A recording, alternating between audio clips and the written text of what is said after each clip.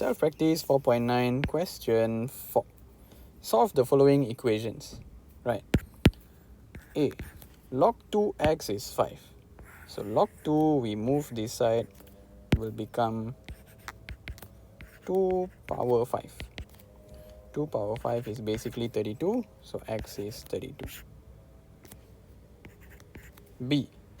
Log 8x is 3. So we move it here, x becomes 8 power 3. So 8 power 3 is 512.